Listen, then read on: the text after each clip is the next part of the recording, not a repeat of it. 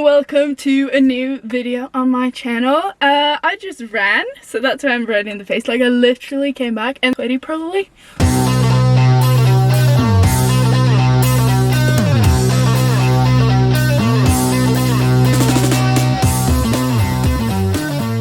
So in today's video, my thought is that I want to give you guys some of my tips on how to get a following on Instagram. So the past like half year, since Easter probably, I have gained around 30,000 followers. In the beginning of the year I had 1,400 followers, I think. March I had like 2,000 followers, and now I think it's around 34,000 followers on Instagram. YouTube is going a little bit, I don't know. I'm trying my best on YouTube, but I haven't quite figured it out yet, so I'll just take you guys through how I did for Instagram. And YouTube is something that I have to figure out. I will come back to you later when I figured out how to get followers on YouTube. But also the goal is mainly Instagram, so yeah, I'm trying to keep YouTube as like a second goal kind of, but as you see on the subscribers, it's not going the best. So tip number one is to find your niche, and this is very important, especially for the beginning of growing your social media or Instagram or something. Later on, like now, I have come to a point where I can start mixing in a little bit different things, like more personal things, because now people follow me because I'm me more. And that happens when you grow your account, but in the beginning it's really important to stick to like the plan, or stick to one topic. So my topic is running. Ultra running is even more specific, and that can even go better, but I try to keep it like ultra running with running, also like ultra running, almost the same thing, so that works. But before I started like getting more videos out, I also mixed in like van life, and that destroys the algorithm a bit. Like now I'm talking from my experience, so like how my algorithm works, I will come back to that later. So figure out something that you love. Like you need to love it because you're going to spend a lot of time doing this. You need to figure out like what is your thing, and then you stick to that. Tip number two is to figure out your algorithm. So on Instagram, the algorithm is different from everyone, so not everyone can do the same type of content. So you can't like copy someone or do kind of too inspired of someone, because you need to do your own thing and figure out what your algorithms like. Also the algorithms change, like Instagram changed them probably every 2 weeks or months for me. Like I can see in my For You page, my own For You page, oh shit, now my algorithm has changed, and also the amount of views and stuff. So it always goes in waves, and you have to think about that. Like it's not a constant thing going up, it goes up and down, up and down. Right now I'm in a period where it's going up, but before this I had some weeks where it was so bad views, like not that bad views, but it was not what I wanted it to be. And then suddenly the algorithms go up again, and I'm like, sure, thank you. Then I post my good videos that I've prepared for a long time, like okay, this I'm going to post when the algorithms are good, and then now it has like 1.5 million views. I don't know, I haven't checked my phone, it's out of charge and I don't know how to charge it. I live in a van without battery, so yeah, fun times. Yeah, so figure out what works for your channel, follow the algorithms.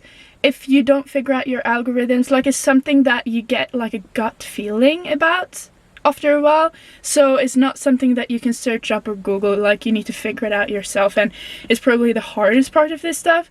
But understand that there are algorithms that will be better for you sometimes, worse for you sometimes. Sometimes Instagram will push your content, and sometimes Instagram will like hide your content, so it depends. So let's move on. I'm sorry about the cars and stuff, but yeah, that's how it is.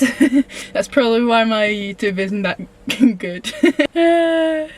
Maybe that's the problem. So moving on to content. How do you create content that goes viral? So it's a combination of your algorithms, but also how you make the videos. In today's society, we have become really impatient, and we need to make content that gets the people to like straight away, because otherwise, if there is 1 second too much, people will scroll away because they're bored. That's the sad truth. So you need something from the start that really like makes the brain of the people going, kind of.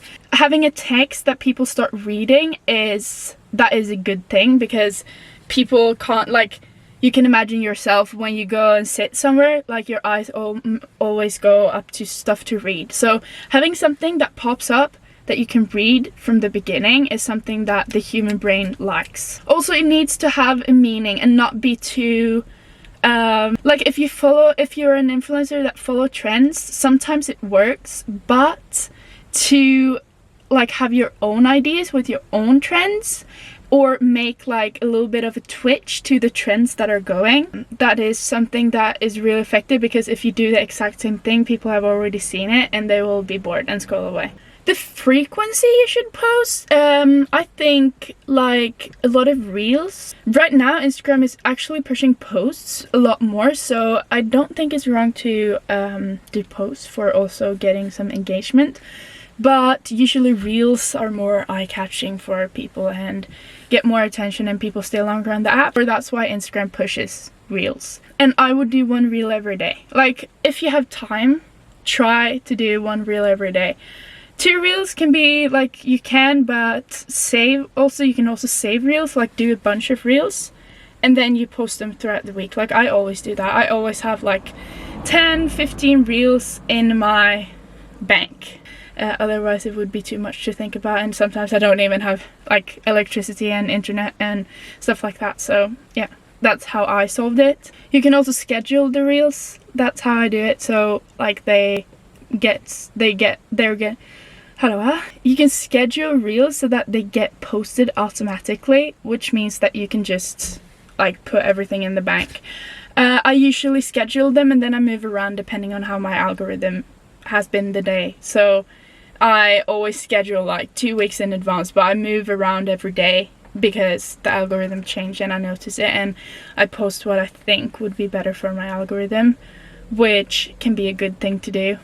Also, the music that you use, you can use it to your advantage, because people get caught by music. Like, if you have a certain tempo in the music and if you cut the video so that it aligns with the music, that is something that people like. Other than that, you need to have just original ideas. I think that humor is like a little bit of a quick fix if you want something to be like, yeah, the videos that I've made that go viral, it's always almost the humor videos. I have like 15 videos that have gone viral, and with viral I mean like over 2 million views maybe. It's like 1 or 2 videos that are more serious and the rest of them are just humor. Something that you also need to remember is that this is a full-time job. It takes so much time, and you can find ways to save the time, but remember that like it's a bit unfair for you compared to those who do it full-time, because if you do it full-time, it is like, it takes a lot of time. Like, I do it full-time now with, okay, I have like my coaching on the side, and I do coaching and I do my merch, but it's all like based from social media and everything comes from social media, so it's kind of that I do it full-time. But like coming up with ideas and everything, it can be hard sometimes, and you just gotta stick to it, I guess. Like, it takes a lot of time and you need to remember that it does, and that if you feel like you can't keep up with the content, it's probably because you have like a job on the side or a job as your main thing. So don't be disappointed, just do as much as you can and find your thing. Also, lastly, when companies reach out to you and want to do a collaboration or such, be kind of hard with the prices. Like, there is something that is called inspire.me where you can calculate your, like, what you can take for a post, and don't go below it. If your goal is to be able to live off of this later, like, you need your advertisement to be worth something. And if you do like a lot of advertisement and take like a lower price for everything, your quality of advertisement will be considered lower.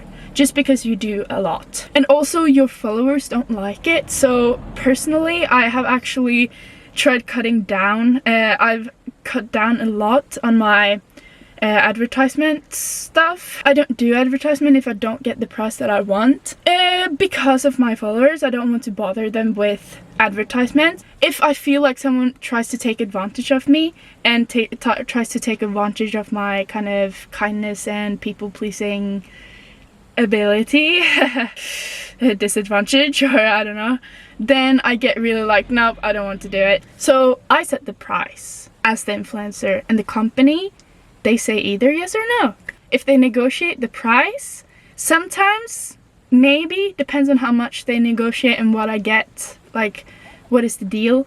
But if I find the deal to be a little bit lower than I want, I will say no. And I think you should do too, because in the long run, you will earn more on getting a following that is not bothered by advertisement, and also you will gain a lot by that having your advertisement being worth a lot more. Thank you so much for watching this video. My Instagram is here. You can see what I've done. If you look through my Instagram, you might get some tips, like when you know my secrets. You can maybe see like a little bit behind the scenes. When you see my reels, you can say, oh right, that's how we do it, and then you can try to do your own thing, but kind of with the same strategies, and see if it works for you. I'm actually pretty new to this, but this is like what I figured out and what made me grow. Don't shrimp about it, you got this!